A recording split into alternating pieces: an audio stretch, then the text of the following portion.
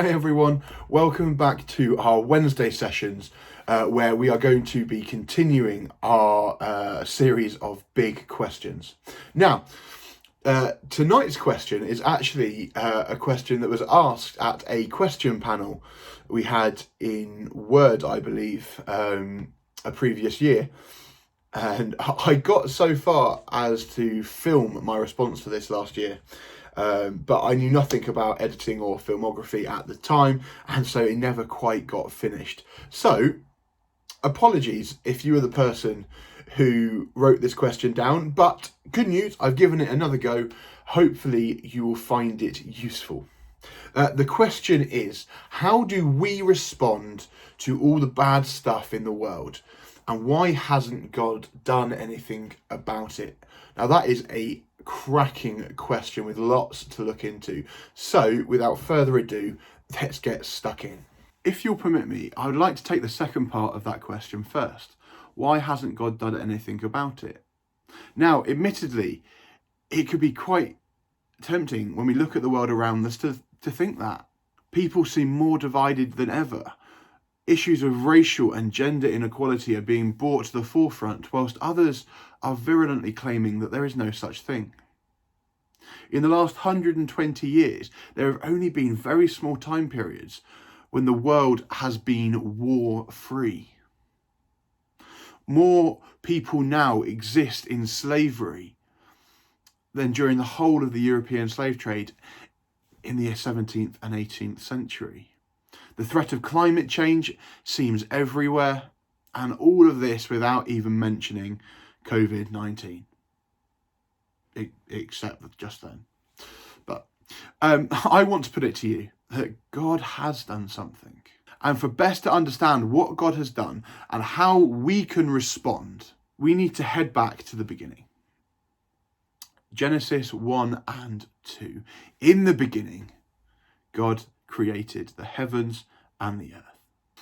God makes the earth. He makes the animals, the plant life, everything that is in it, God creates. And he says that it is good. It is pleasurable to him.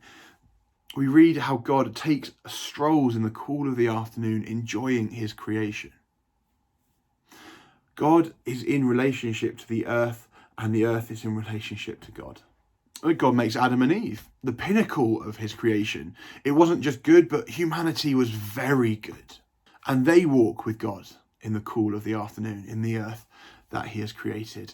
Humanity in relationship with God, and God in relationship with them. But that's not all for Adam and Eve. God gives them the earth. He tells them to look after it. He gives them roles in it. He says, name what I have created. Name my animals. And he says, the fruit of the earth will be yours to eat. He gives them the earth, and the earth provides for them. Adam and Eve are in this relationship with the earth. Because that's not all. Adam and Eve are in relationship with one another. Now, obviously, you've got this husband and wife aspect, this relationship, but it's more than that. They are humanity linked together. They said it wasn't good for man to be on his own. Adam and Eve best represent the reflected character of God when they are in relationship with one another. And so everything is wonderful until one fateful day, Eve decides to disobey the one instruction God had given them. Do not eat from that tree. But as we know, Eve takes the fruit and eats it, and then she gives some to Adam. And with this act of disobedience, rebellion from God, the relationship between God and man is broken. We read that Adam and Eve hide from God, having disobeyed him. They don't want to be shit. They are no longer wanting his presence. They are scared of his judgment. They are ashamed of their nakedness. That relationship is broken. Adam and Eve are cast out of the garden into the world around them. And whilst the world would still yield food for them, they would have to work and sweat and toil for it. And ultimately, God says that they will return to the ground which they were made of. The relationship between humanity and the earth is broken. But that's not all. There are more relationships that don't go so well out of this story in Genesis 3. Question: what was the first thing Adam said when he was confronted by God having eaten the fruit? The woman you put with me gave me the fruit. It's not my fault, it's her fault. The concept of blame first makes its appearance, and the relationship between humanity that so represented and reflected God's own relational character, gone. If, like me, you have ever wondered what was really so bad about Adam and Eve doing what they did, I mean, come on, all they did was eat some fruit, then I hope that we've been able to shed a little bit of light on that this evening. The enormity of what turning away from God is. We find God and his creation so far removed from that original picture drawn up by Genesis 1 and 2. But, massive spoiler alert, the rest of the Bible can be described as the story of God fixing and putting right those relationships. Throughout the Old Testament, we see God striving to reinstall that relationship between him and humanity. With Abraham, the promises that he makes, I will bless you, I will make your numbers great. Into that promise, the chosen people, the Israelites, he brings them out of slavery, and he says, I want you to be my people again. And of course, this culminates to the coming of Jesus and his death on the cross. And what this does is it deals with that original rebellion back in the Garden of Eden and the relationship between God and humanity that was broken is now restored. But as we started out saying at the beginning, there's still bad stuff in the world. God has restored the relationship between him and us. But what do we do? What do we do? Where is our role in this? Why is there still bad stuff in the world? I think that these two statements are linked. I think that we have a role to play to try and eliminate some of the bad stuff around us. If we look back at the original picture of humanity in relationship with the earth, in relationship with one another, and in relationship with God, we held integral roles in those relationships. They were not one-sided. God told us to look after the earth. He told us to live in harmony with one another. And we haven't, historically, as human beings, kept up to that side of the relationship. For centuries, we have used the world ruthlessly for our own gain, enslaving it rather than stewarding it. It has only been in the last 50 years that we have started to take care of seriously think about how we take care of our planet and preserve it and pass it on to future generations.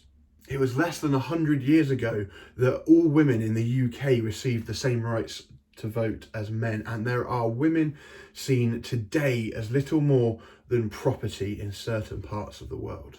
And we are seeing time and time again that people are still being held down by their colour or their economic status or their gender.